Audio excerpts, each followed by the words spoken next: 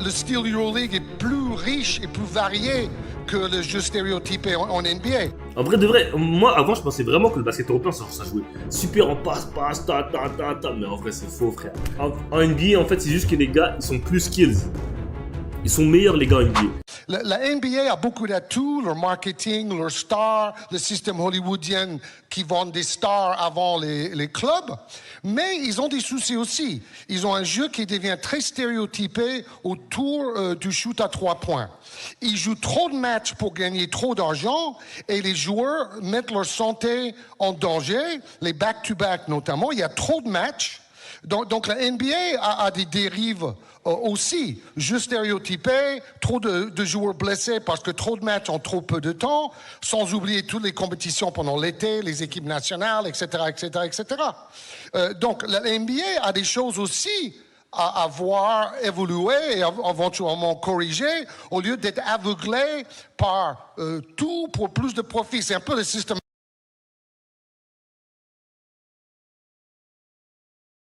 Je reviens à en dire ce que j'ai dit tout à l'heure.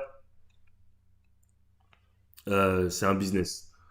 Quoi qu'il arrive, c'est triste à dire, hein, mais ton patron, quand il te demande de faire des heures sup, quand il te demande de rester un peu plus longtemps, il en a rien à foutre que tu as une famille à la maison, il en a rien à foutre que tu dois rentrer, que t'as pas beaucoup dormi, que t'as pas de trucs, t'es malade, je sais pas quoi. Frère, il y a des patrons, c'est une dinguerie, hein. Des fois, je vois des messages et tout. Et les patrons, par exemple, t'es malade, tu vas dire, ouais, je suis malade, je peux pas venir aujourd'hui. Le patron va dire, hey, j'en ai rien à foutre, viens. Frère, c'est pareil la NBA. Ils en ont rien à foutre de ta santé, gros. Ils en ont rien à foutre. Donc c'est bien ce qu'il dit. Dans les films, dans un film, dans un monde de bisounours, c'est très cool. Sauf que la NBA, ils en ont rien à foutre. Ils pensent que au plata. Tant que l'argent leur rentre, c'est bon, frère. La NBA n'a jamais été aussi profitable. Américain ou capitaliste, c'est toujours plus. C'est jamais assez. Et il y a un moment où moi j'ai dit, si vous voulez que le joueur joue tous les matchs et qu'il a une longue carrière, il faut éliminer les back-to-back, redescendre à 60 ou 70 matchs. Mais ça ferait moins d'argent. Oh là là, on ne peut pas faire ça. Donc vous voyez, c'est une question de mentalité. Après 82 matchs, c'est depuis quand qu'il y a 82 matchs? Ça fait longtemps, non, qu'il y a 82 matchs? Donc ça veut dire que... Bon. Et moi, je pense pas que baisser les matchs, ce serait une bonne chose. Parce que, vous savez, il y a les records, il y a tout ça. Donc c'est-à-dire, si tu baisses les matchs, ça va fausser un peu tout, tu vois. Peut-être faudrait allonger la saison NBA plus longue. Mais le problème, c'est qu'il y a les compétitions internationales. Donc, ça veut dire, c'est ça le problème. Ouais. Frère, c'est pas un monde de business, gros. Les gens, ils... Eh, frère, c'est comme nous, on va... Bon, après, moi, je travaille pas dans un taf, mais par exemple, ceux qui vont travailler et tout, le matin, des fois, vous avez la flemme de vous lever. Vous devez vous lever, frère. Là, vous travaillez 6 jours sur 7. Il y en a qui travaillent 7 jours sur 7. Il y en a qui travaillent... Frère, c'est la life, mon gars, gros. Eh, on peut pas les plaindre des joueurs NBA, gros. Vous avez vu les contrats qu'ils ont? 200 millions, 220 millions. Donc, même si tu fais une carrière de 10 ans, au lieu de faire une carrière de 20 ans, frérot, t'as vu l'argent qu'ils te donnent, frère? Qu'est-ce que tu vas dire? T'as vu les contrats qu'ils te donnent? 30, 40, 50 millions. Il y a des gens, ils font la même... je veux pas dire ils font la même chose, mais... Ils vont travailler pour 1500 euros, frérot. Et ils travaillent, je sais pas combien d'heures, ils soulèvent des cartons et des trucs. Y a pas de pitié, frérot. Le patron, il les regarde pas en mode ah ouais, non, j'ai pitié de lui, j'ai besoin de rentrer chez lui. Il s'en pas les couilles. C'est la même chose, frère. Donc, dans un monde de bisounours, si la NBA pensait vraiment à la santé de ses joueurs, etc., oui, ils mettraient moins de matchs, oui. Mais non, ils feront pas ça. T'imagines, t'es un patron. Regarde, imagine-toi, t'es un patron. Imagine, t'es un patron.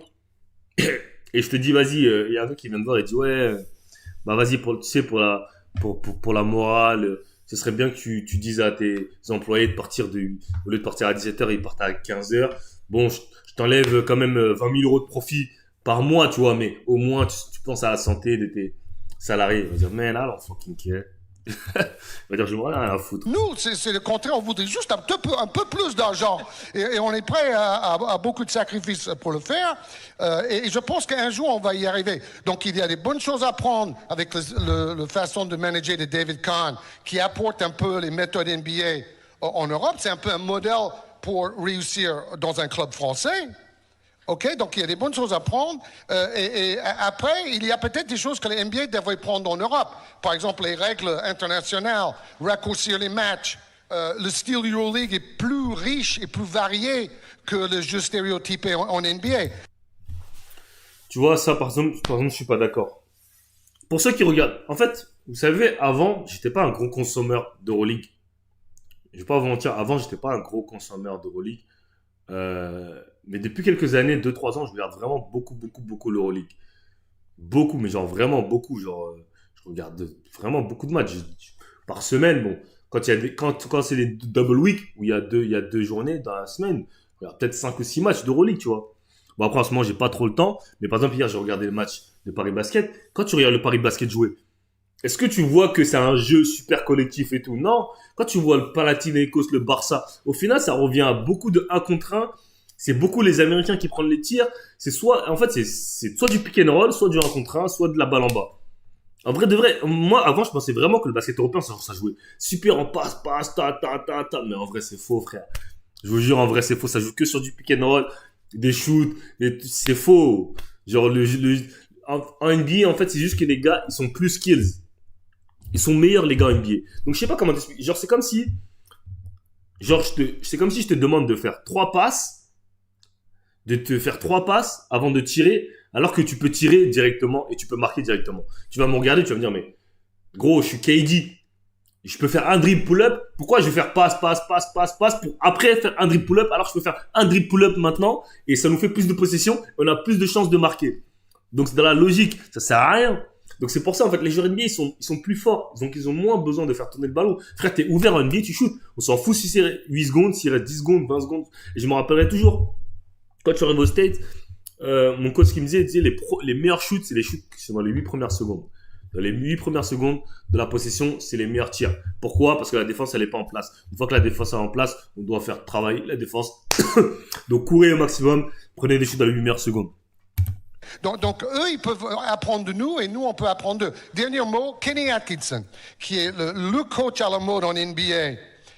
C'est quelqu'un qui a été formé en France, en Europe, avec le Paris Basket au début des années 2000.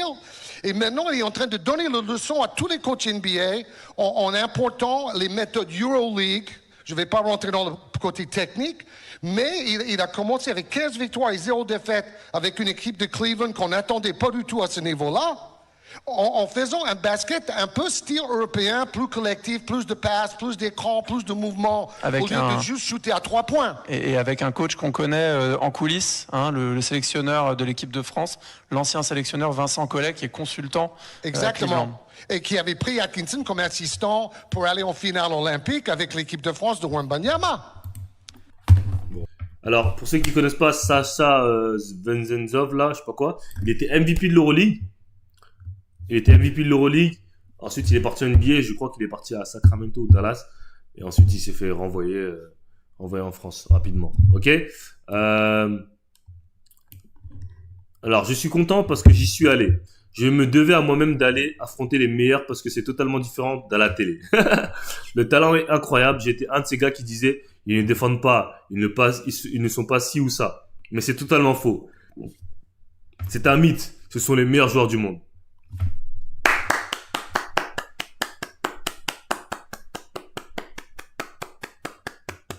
J'applaudis parce que c'est rare que les mecs ils admettent. Généralement les Européens quand ils voient une NBA qu'ils n'ont pas taffé, ils essaient de remettre la faute sur ci, ça et dire ci, ça. Mais c'est bien parce que lui et Campazzo aussi le meilleur du Real aussi, il a dit la même chose. Il a dit que la NBA c'était trop athlétique pour moi, c'était trop zigfi, c'était une dinguerie. Donc tu vois, le calendrier et tout l'environnement c'est compliqué à gérer. Puis chaque soir tu dois défendre sur des superstars comme Anthony Edwards, LeBron James, De'Aaron Fox ou Jimmy Butler. C'est vraiment dur. Mais je suis content de l'avoir fait. J'étais dans un super environnement. Sacramento est une ville de basket. J'ai apprécié certains côtés, même si d'autres étaient difficiles. Mais si c'était à refaire, je le referais sans aucun doute. Tough, c'est bien. Il n'y a pas beaucoup de commentaires, bizarrement.